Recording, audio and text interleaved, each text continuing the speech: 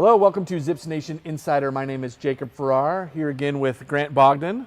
Grant, like always this time of year, it's a busy week on campus. Extremely busy, a lot going on. Busy week on campus. We're excited to have, let's just jump off with men's basketball. We have Coach Groce on later today on the show, so we're excited to catch up with him.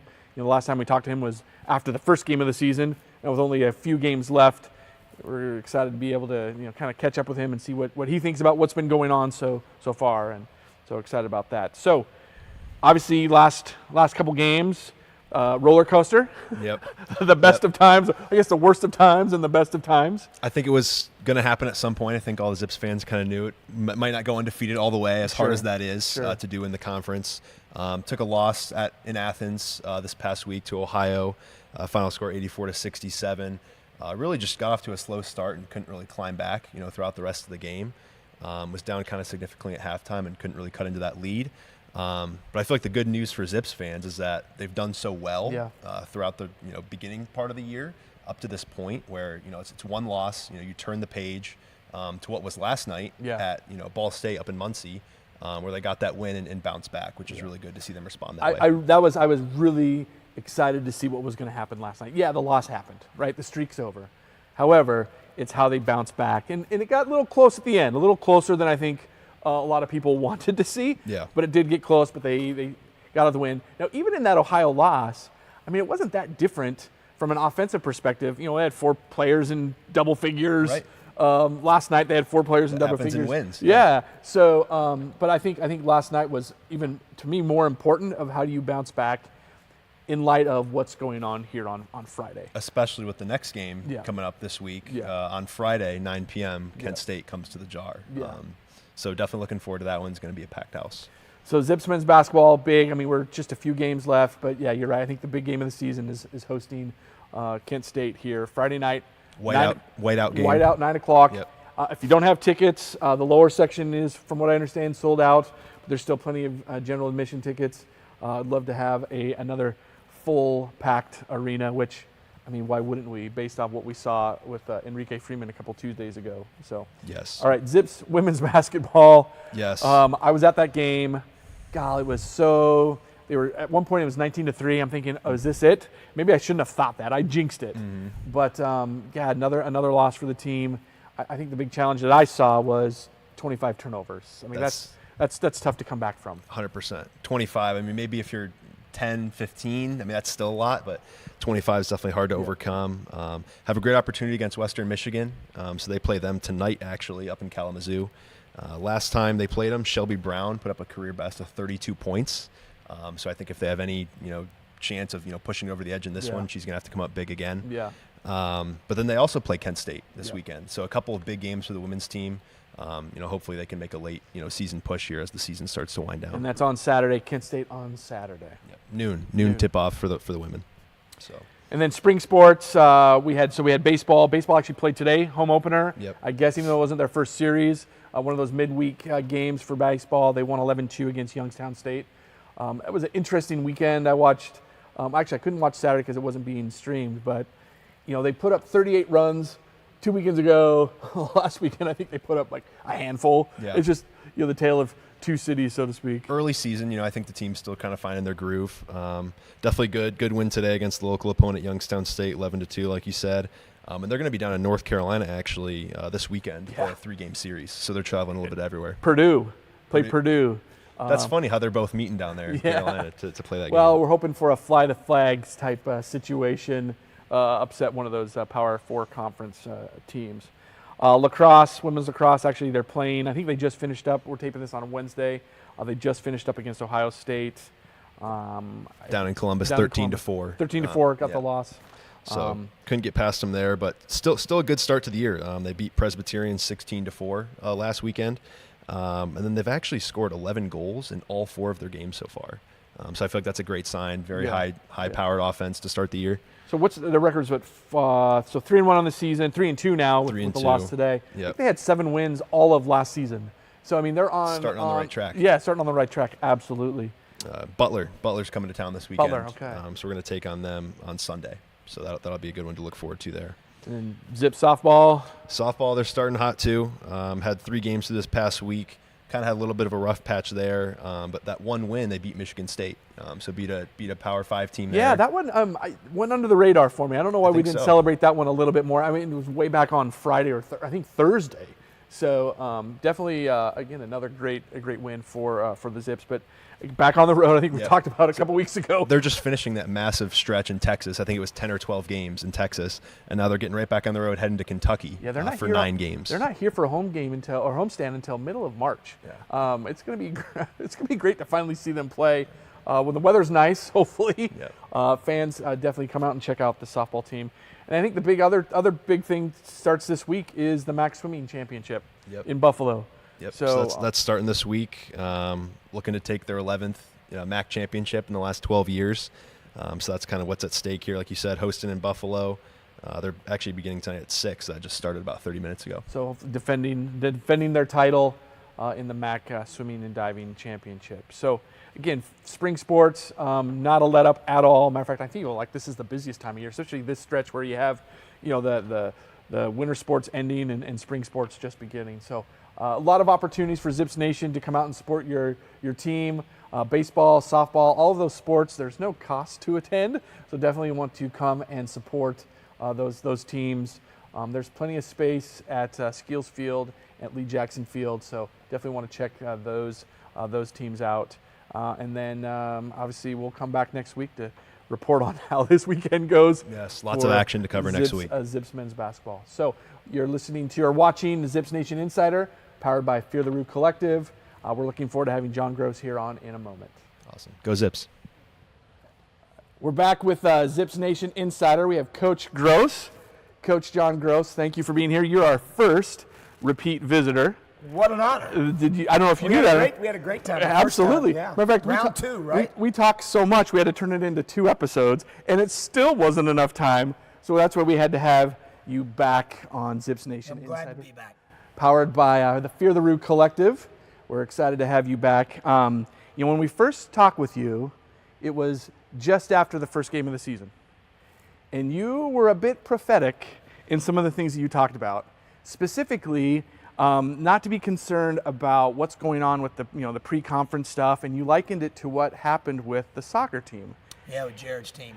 And it's crazy that, it's almost like you knew what was going to happen.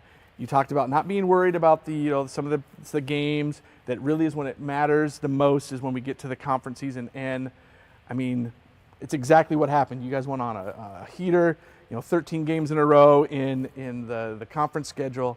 So, what did you know? Like, would you have a crystal ball somewhere back there in the jar? Like, it was just, as I reflected on it, again, that first time we had you described exactly what was going to happen during the non-conference schedule and then what was going to happen during the conference schedule. No, I think the biggest thing, Jacob, was that I saw the talent that we had, and I liked how the roster was constructed in terms of how everything fit. We just weren't very good yet. Yeah. There's no shortcuts to it. I did use the analogy of soccer and what Jared went through with his team and how well they played as the season continued to move forward. They just kept getting better and better. I think some of the struggles we went through in non-conference were real, and it allowed us to really improve. The schedule was the second hardest we had played since I've been here.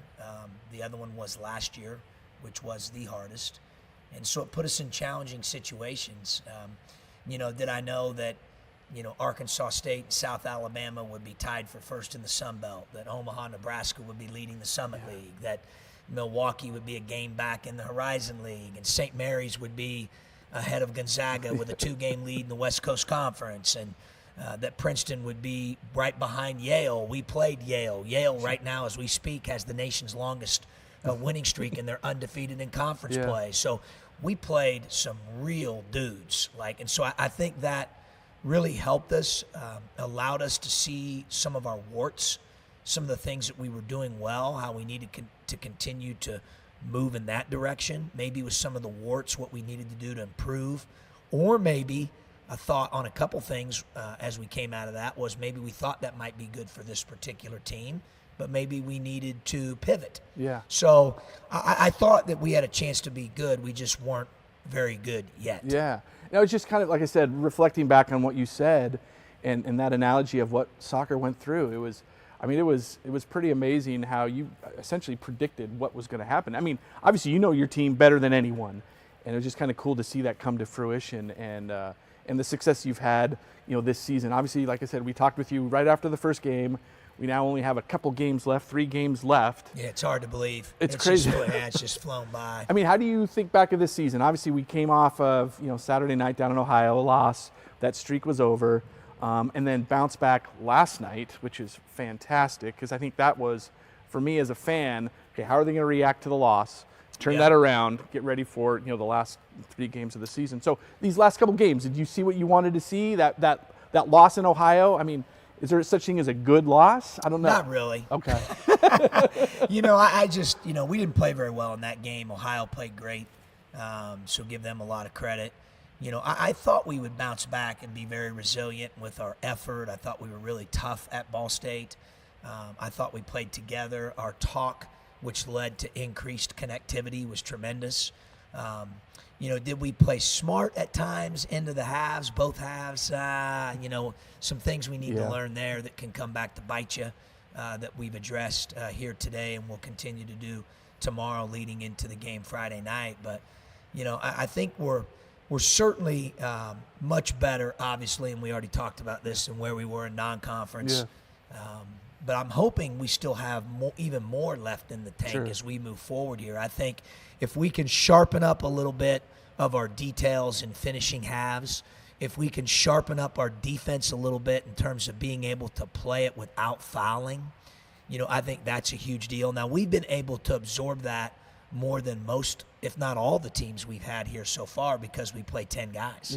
Yeah. So with the 10-man rotation, we've been able to absorb Tavari Johnson earning 3 fouls in the first half at Ball State and being able to play Sharon and Shema at the point until we could get him back in the game at a later time. So same thing at the center spot with 3 guys playing that spot. That's allowed us to absorb some of that. But, free throws are the highest point per possession shot in basketball. Okay. So it makes no sense, and it injures our defense for us to play hard and physical and foul. Got it. We got to be able to play hard and physical with technique and foul less.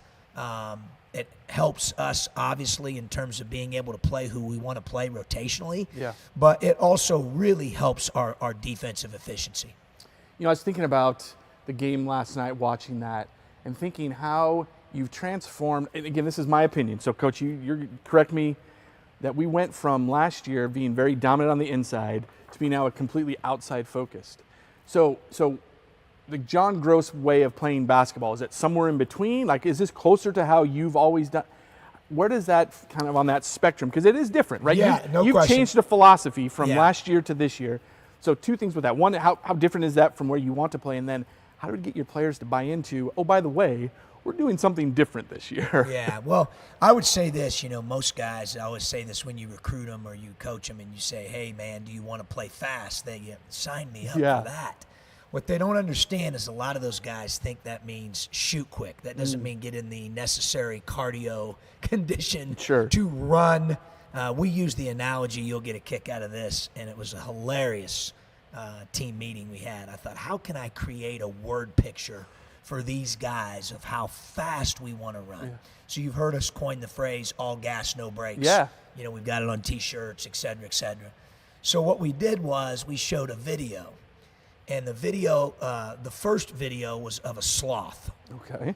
And guys are just dying laughing. I mean, it's like, watching paint dry, literally. Sure. Yeah. Then we talked about what a deer looks like when a deer runs. Like, man, that's pretty fast. Yeah.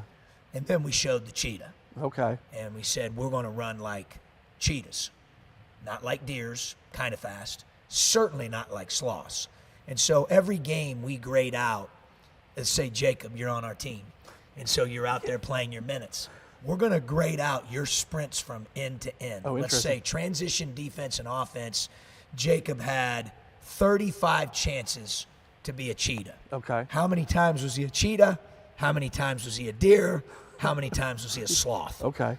And so we chart that, and the guys see it every game. Interesting. After every game. So it's harder than people think to run that fast every time. Sure.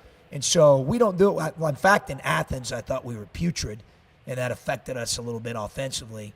In Muncie, we were much better. But so it's a totally different style. It is how we want to play futuristically and how we'd like to recruit to it. I will say this, in the Northern Illinois home game, for example, I thought it's the best job we did of blending in our interior play. Okonkwo was able to get a lot of touches on duck ends and have a presence in the paint. And I do think we need both the fast and that duck end element of an interior presence being part of the style. And James has really grown into that role. Obviously, Amani plays the position totally different. As you see, he's on the perimeter. Yeah. He can play inside and outside. Sometimes he'll roll, sometimes he'll pop. He has a different type of game than James, but they complement each other very well. So, but yes, that's how we want to play. As of this recording, prior to Muncie, we were number 1 in defense and offense in the league in MAC games. We slid behind Kent defensively heading into Friday night's Kent game. Ironically, they're number 1 in D. Yeah. We're number 2 in D, and we're number 1 in O. So obviously, the more balanced you can be, the better team you have. You want to be good on both sides of the ball, so to speak. So last night, the announcers mentioned, and I had to look this up because I just didn't believe it. When you think about Isaiah Gray, his game from Cornell to here, he took last year only 7 3-pointers at Cornell. Yeah. He was at least 28 at the time that I looked. Yeah, sure. So how did that conversation go of, hey, take your game at Cornell, we're going to change it? I mean, obviously he wasn't reluctant because he's doing it. But yeah, sure. I think part of it was evaluating him in our summer training, our fall training, our practices. We chart everything. And then you watch him shoot, and you're like, man, this dude's a really good shooter. If he has time and space, his feet are set.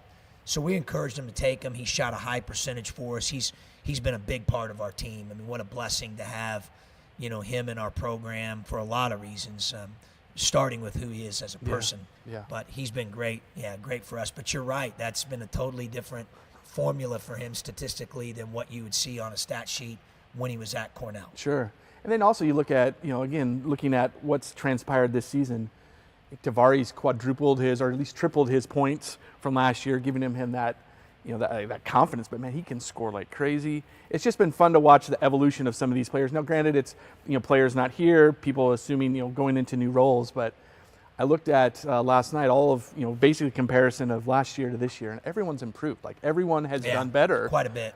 Even those coming from other programs, they just so it's just.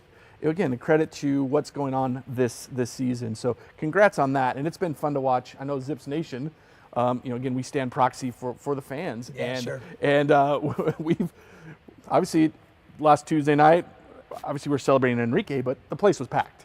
Yeah, a Tuesday night game. Yeah, unbelievable crowd. We've had that for Miami. We had it for Northern. Obviously, we'll have it Friday night. Oh, my We've goodness, had it for Ohio, Toledo. Our fans have been awesome. Yeah. I mean, they really have been. And, I'm always pretty straightforward and transparent. Now, you'll hear me say, and I have over the 8 years, I would pay to come and watch that team play. Yeah. And that's how I feel about our guys because of how hard they play, how unselfish they are. You talk about style change, our assist rate is somewhere around top 25 in the country out of 364 teams, meaning the percentage of our baskets that are assisted. And I think it's a real indicator of our unselfishness and our ball movement. And, guys really have gravitated towards our mantra of it's our shot. Yeah. We don't care who shoots as long as it's one that you can make that's in your wheelhouse on a given possession. We really don't care who that is. And I think it's made us harder to guard. It's made us less predictable. You don't know on a given night whether it's the bench is going to score 50 or the starters might put 50 on the board or who might be in double figures. We've had every guy that's played in the 10-man rotation has scored in double figures at least once. Yeah. So I think it's made us really much harder to prepare for. A substitution doesn't mean a weakness coming off the bench. No, it sure doesn't. Think about Scott. You talked about guys improving. I mean, I'm as proud of him as all those other guys you mentioned as well about, where he's at right now. I mean, he has had an unbelievable year. Lyles, what he just did last night, the way he played last night. Obviously Johnson and Johnson have both improved greatly. Marvin has gotten better. Most people wouldn't know that because he redshirted last year, so they weren't privy to the practices. Absolutely. But he's improved a great deal. So, and then we add the transfers and the freshmen, and they're getting better. And we take a lot of pride in that here. player development and developing these guys as people, students, and players. Sure. And we expect them to be through this experience. We want you to have, we tell them, a transformational experience when you come and be a part of our program. And when you leave here, certainly, and from year to year, we have an expectation that you're better. And that takes your commitment and investment from the player, but it also takes strategy and great commitment and investment, in particular from our staff. You know, I've got a great support staff, and I got great assistant coaches. Yeah, we're going to talk about them in a second. And speaking of actually, let's talk about that now. So after the Kent game, I watched the press conference with Coach Senderhoff, and he had a couple things to say that I wanted to ask you about. First off, he compared the program here to the Yankees. Yeah. I don't know if you heard that. I did. Yeah. I thought that was interesting. Now, he meant it very complimentary, but me as a fan of American League Baseball, if anyone compares me to the Yankees, I'm like, no thanks. They're the enemy. Yeah. But it's very complimentary, I think, basically focusing on the resources, the caliber of play. So I wanted to get your thought on that, his comment about the Yankees. Well, I said after the game, like, we're not falling for the bait. So, like, we don't, around here, entitlement and arrogance that doesn't live here. Like, I thought that got us a little bit in Athens. We got on that streak, and then we just, we didn't do the things during the game, certainly, that required to put yourself in position to win. So we had to learn the hard way. Thought we were much better in Muncie in a lot of those areas. But, at the end of the day, I appreciate what he's saying. I think, a lot of the guys that have come before the guys that are on this team deserve a lot of credit for believing in what we just talked about.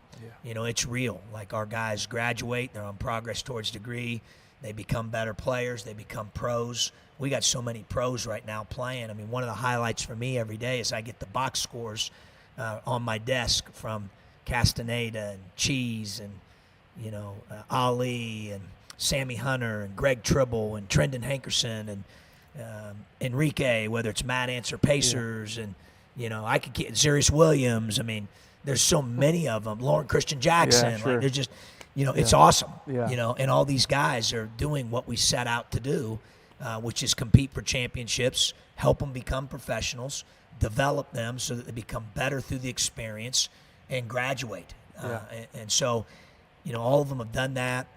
It's a real pride point for us. We're very blessed. It really starts, Jacob, with making sure you recruit the right guys. I mean, that's the, not just the talent part, but the person is equally as important.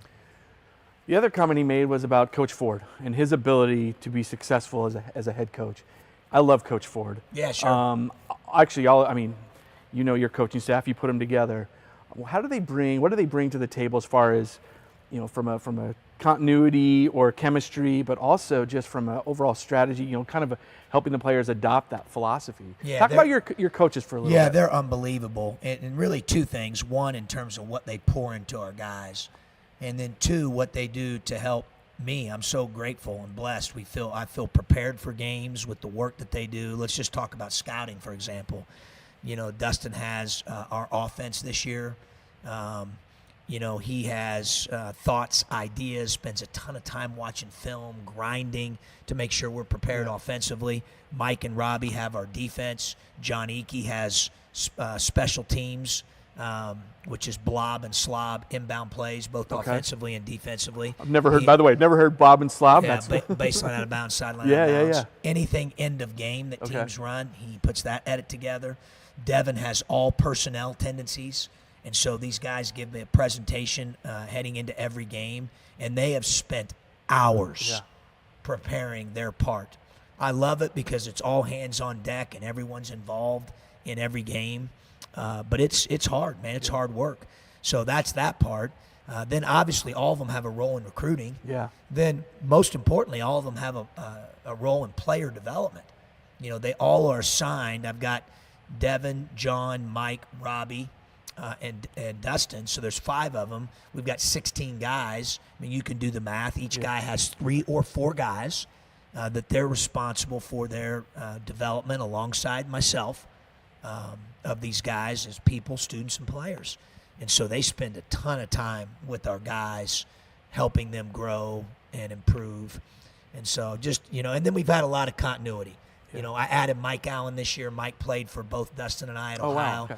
In 2008, 2009, he was our starting point guard, the first point guard I ever coached. And Mike's done a tremendous job, and I knew he would, blending in with the staff and fitting in. Fits great. Our players love him. He does a great job, as do the other guys. But, yeah, Rob Fulford was the first guy we lost, and he really went back home. Yeah. Because that's where his wife's from. His Sure. son lives there. His grandkids are there. He started Huntington, you know.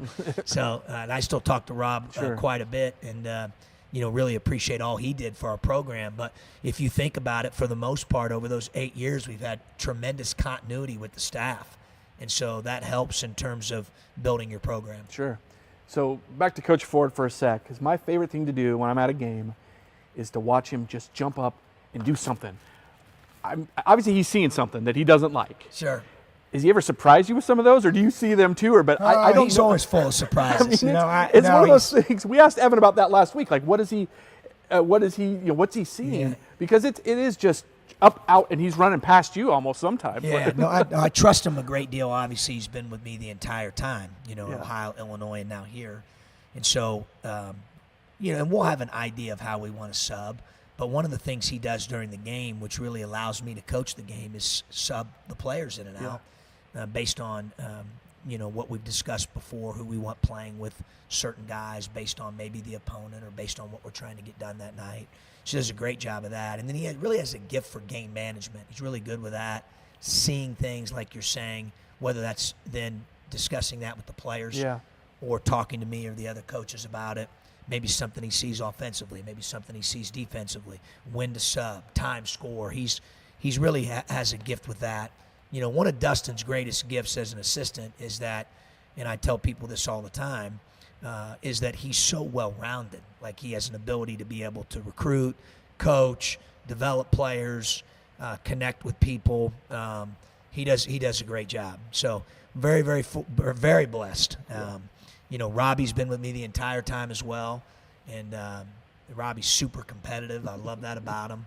And, you know, he's from right here in Akron, went to St. Vincent St. Mary High School, and so he takes a lot of pride in being back home, you know, and making sure that, you know, we put a product out there that's competitive. He's a really competitive dude. So, but, yeah, I could talk about those guys, you know, all day.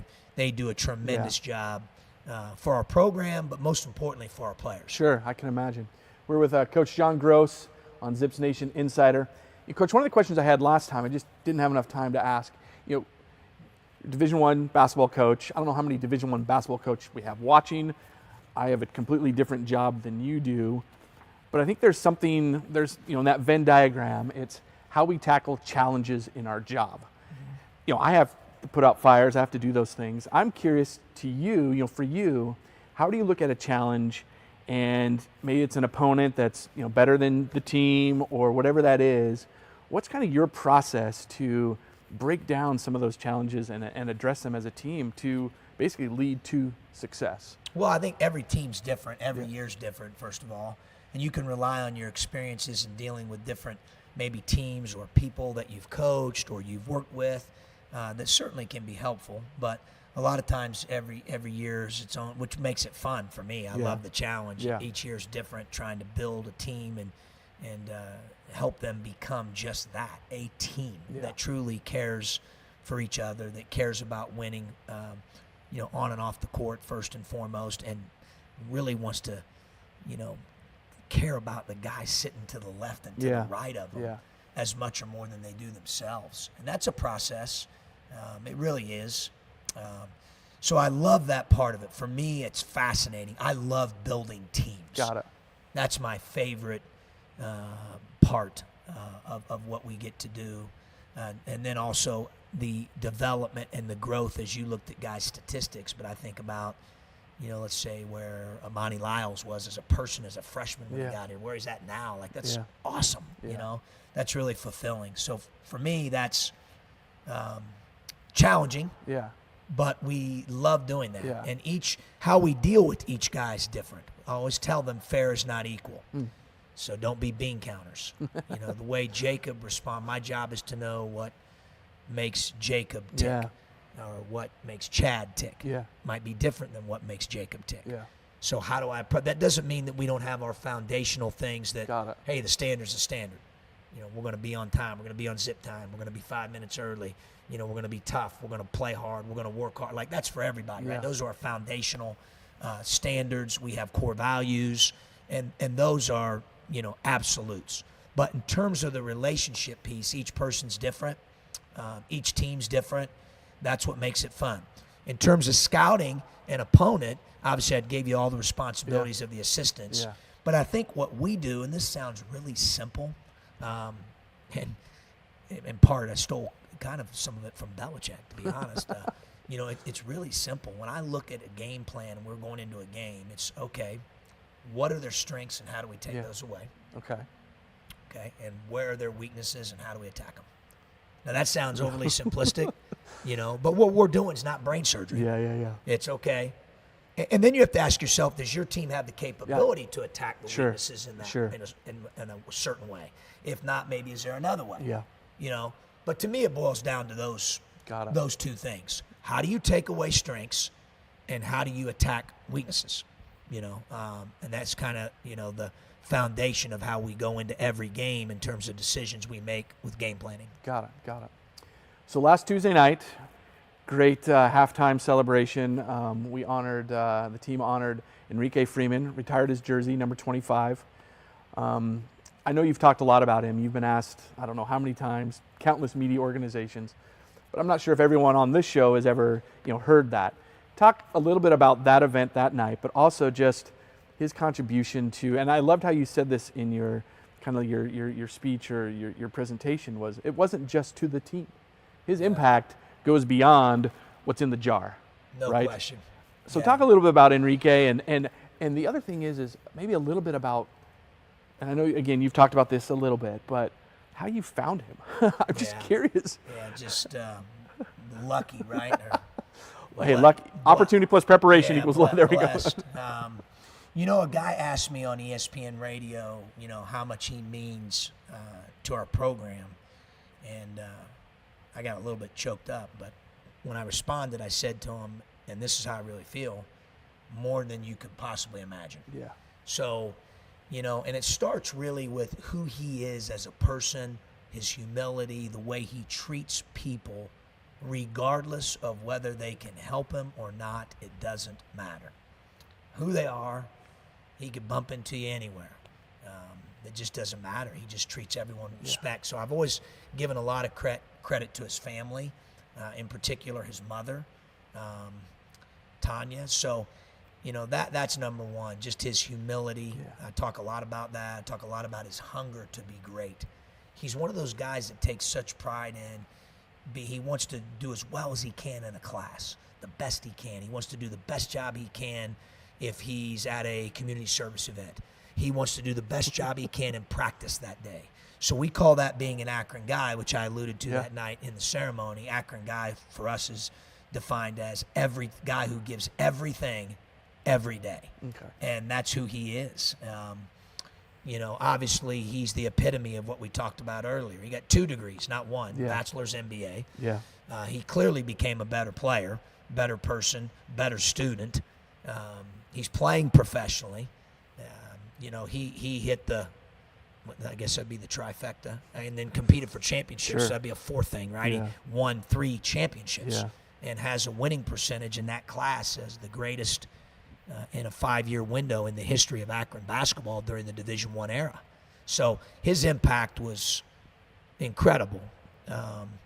You know, in terms of how we found them, it was September 16, 2019. We had general student body walk-on tryouts. And he showed up for walk-on tryouts. I had my cup of coffee, and I walked in, and you typically don't see a guy 6'7" with that type of length and wingspan.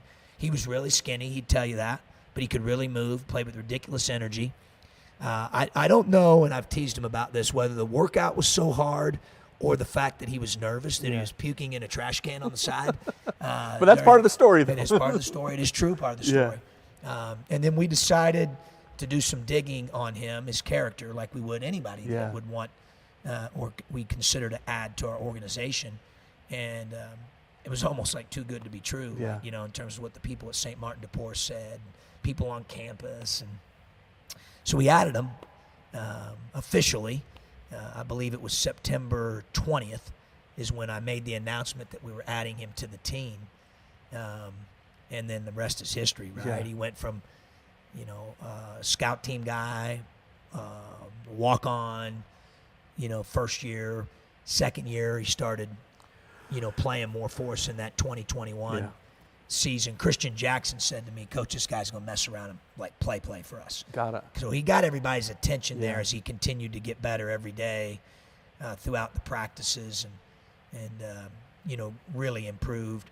I bought him off the bench in 2021 after the first championship, even though you could have made the case that per the defensive grade out and the practice stats and all that, and that he had earned a right to start, but I wanted to ease him in there, so we start Cam Reese, who had meant an awful lot to us in 1920 and was a big part of that championship. Yeah.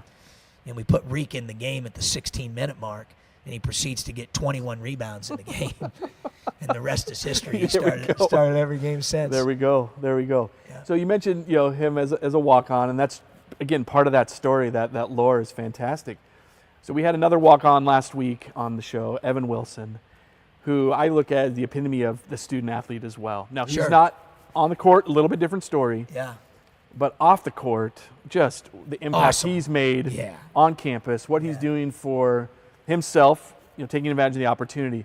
So that started me thinking about just walk-ons in general, right? I think obviously sometimes it's looked at as, oh, you're just a walk-on. But really, if you're someone that takes advantage of that opportunity, it could be the best situation, at least the starting point for some of the best situations you have in your life. Yeah, the relationships you build, right? Now, Evan had a little bit of an advantage. His dad, Dean, who's a great guy, had been a former walk-on at Alabama, which maybe that you guys talked about that. So he kind of had some background of what that looked like, what he had been through, maybe how that might impact his, career and life moving forward. That was great perspective, I think, for Evan. But yeah, Evan's been just tremendous. He's been really, really good, and he's very well respected by our guys, and is a leader for us. Sure. Vocally and by example. So he's done a lot for our program, and he's been a part of 2 championships to this point. So he's been around winning. He knows what we need to get done and how we do it, and he's just been a great ambassador for the university, for our program, and done a tremendous job for us. He's been a real blessing. Yeah, fantastic interview last week, and really just that insight of what he's doing. Again, the court, that's one piece, but also just what he's doing on campus and in the community. Student government, what he's doing with the student advisory or the student athlete advisory committee. Yeah. Just some pretty cool things that, again, I think you think of this walk-on, and there may be some, hey, I feel like I can be a contributor. But you know what? Take the advantage of the opportunities that you have, and really is what he's done with that. Yeah, he really has. One of my cool moments with him was he leads an organization, SABA, which is in the business school, which is for primarily sports business and sports analytics majors. And he asked me if I would come over and do a Q&A, like I saw a the photos from chat type deal. Yeah. And his thoughtfulness and questions that night and made me proud of, and I'm proud of him a lot. Yeah. I love him to death. But who he is as a person and how he's grown during his time here at Akron. We've done that twice, and both times I've really enjoyed it. I think we could talk about each one of your players in the same way. Unfortunately, we don't have the time, but that means we're going to have you back again, Coach. But for round 3, right? It's like the schedule. I told him when the MAC season started, I said, guys, it's like an 18-round boxing match, and every game counts the same. So no matter what anyone tells you, if you get beat, which we're not planning on doing, but if it happens, and I told him, I said, last year in college basketball, there's 32 leagues and not one team finished undefeated. So there's a chance it may happen. Yeah. That only counts as one. Yeah. And when you win, let's not get too high, because the reality of each win counts as one. Sure. So you've got to be consistent with your processes throughout the course of the 18 games, and that's what makes the regular season championship run challenging. Sure. Because it's 18 games over 2+ months. Totally different beast than a conference tournament, as you know, which is 3 games in 3 days. Sure. So this is our time for our rapid-fire segment. We got some more rapid-fire questions for you. Brought to you by 330 To Go, Northeast Ohio's hottest and fastest-growing news entertainment network. All right, so this is rapid-fire. Guilty pleasure television. Man, Do you watch TV if it's basketball. basketball? And the guys were giving me a hard time about this the other day. And I really am a pretty simple guy. I'm not real sophisticated. Like, my faith's important to me. My family and friends are important to me. And ball. Okay. I do enjoy. I got a great run in Muncie, Indiana yesterday. 3 or 4 miler. Felt great with that. I'll play golf here and there. I like to read a little bit. But 80 to 90% of my time is comprised with those first 3 things I gave you. And so I'm not, I'm one of those guys that believes in like being overly well-rounded. Sure. So, hey, there's nothing wrong with not having guilty pleasure TV. That's okay. Yeah. All right, guilty pleasure junk food. You got to have a vice when it comes to chocolate for chocolate. Sure. Oh, no question. And desserts in general. So a few times here when we've done our team retreat, we've asked guys to give something up for the year to represent sacrifice, whatever, which they do all the time. They make sacrifices and commitments to do this when you're a team. So one year I decided I am going to give up desserts for the season. Jacob, that was really challenging. When was this? This was... was it here or was it... Oh, it's been here. French fries were 1 year. That was really tough. But the sweets were really hard. Sure. And here's the crazy thing. That season, I had people coming up to me that really knew and say, man, Coach, are you all right? You look like you're... I love sweets so much. Yeah. You dropped a few pounds, probably. Yeah, and didn't change anything else in terms of, eating, drinking, whatever it was, didn't change at all other than that, and lost, I think it was like 10 pounds from not eating sweets in the span of a 6-month season. There you go. So, definitely chocolate. Chocolate. Desserts, but chocolate. So we're entering Easter season, so probably chocolate, a lot of Yeah, man, tough. Do you have a favorite chocolate? Turtles. Turtles? Oh, yeah. I would have never guessed that. I was thinking you were a Reese's kind of guy, but I like Reese's too. I like peanut butter. There's not too much chocolate. You're not going to turn things down. I don't like. All right, desert island music. What 3 albums if you're stranded on a desert island? What are you going to listen to? That's easy, and the guys know this because Seth Wilson will play it sometimes on the bus after a win on the way back, is Michael Jackson. Michael Jackson? Not even close. He's my favorite. So one album, my favorite artist. So what album are you taking? I would probably take Off the Wall. Off the Wall. Most people would take Thriller. Oh, of course. But I like the song Off the Wall. Okay. Can't Stop Till You Get Enough. Sure. I like PYT, Pretty Young Thing. Yeah. Like I like those probably. Although, Beat It, Billie Jean, Thriller. Those are all on the Thriller album. Those are all great too. But he's fantastic. I love music, so it's hard for me to come up with 3. So I pick him, and then I would probably say the Eagles. Eagles, okay. I loved. I went to a concert in Cincinnati, and I got to see them. I'm glad I did at that time. And then I love country as well, and so I'd probably say if I'm listening to country, it's either Morgan Wallen, Zach Brown, or Kenny Chesney. Okay. Yeah. So I just gave you 5. Yeah. I only could pick 3. There you go. And I could give you a lot more if you want to talk music. I love music. So that is one of my hobbies. Got it. You mentioned you like to read. What's the most recent book you read? Most recent book I've read. The Daily Stoic and the Bible. Okay. So those would be the 2. I'd like to tell you pretty close to every day. Yeah. I got to be a little. I miss here and there. Like I forgot. I'm telling myself to take those 2 books to Muncie. Okay. So I probably need to get smarter somehow and use my technological device called a phone. And or a Kindle or something. But I'm old school. There's something about my old school. My wife will go, you realize the paperback of the book you just ordered from Amazon is a lot cheaper than the hardcover. But I like the hardcover. I'm like old school. Got it. So those would be the 2 that I probably read the most frequently. Okay. The book that maybe had as much impact on me as any in terms of coaching philosophy was the book Good to Great by Jim Collins. Sure. Fantastic read. So, but I love to read. That's great. All right, last question isn't really a question. It's a statement. Can Akron this Friday go? Yeah, man. It'll be a war. I mean, obviously, I think the glass will be really important. If you look at it, you're talking about looking at statistics. I think, that's been a big indicator in the series. The backboard. Obviously, they're playing great. They've won 6 out of 7, basically every game since we played them, with the exception of at Miami, where they lost in overtime, and they played really well in that one. I think the biggest difference between game 1 and game 2 with them, in my opinion, is, Von Cameron Davis and Sullinger are terrific. Yeah. Rob does a great job coaching his team. That hasn't changed. Hornbeek, Bekelja, those guys got experience, those core guys. But the play of Barnett, the play of Sumlin, the play of Gillespie, and some of their other guys has really elevated here heading into game 2. They were tremendous in their win over Toledo. Yeah. Last night, I think their bench had like 55-plus Wow. points. So you expect that anybody, Von Cameron, Sullinger, we know can have big nights. But to get that type of production, we've had that, as you know, with Shaman, Amani, and Marvin, and Bowen, and Sharon.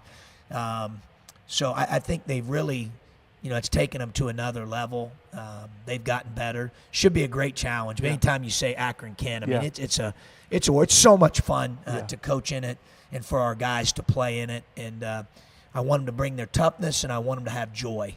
I want them to have fun competing in the environment that we'll have in there on Friday night. They told me today it's a sellout or close to a sellout, so it's Lower Bowl is at least sold out, so my guess is it's probably pretty close in general admission. So we're fired up to compete in what I think is one of the greatest rivalries in college basketball. Sure. Well, thank you so much again, Coach. Appreciate you being on here. Coach John Groce, we're rooting for you. We got 3 games left, obviously the big one. One game at a time, right? I'm not even looking. 1-0, baby. Not even looking towards the last 2, but just get through Kent, and then we'll definitely have you back on at maybe a few months after the end of the season. You can decompress. Have listened to some of my music at that There point you in time. go. Michael Jackson, the There you Eagles, go. Zach Brown, There you go. Chesney and Wallen. Yeah. There you go. Yeah. All right. Thank you so much, Coach. Thank you for being here. Zips Nation Insider. Thank you.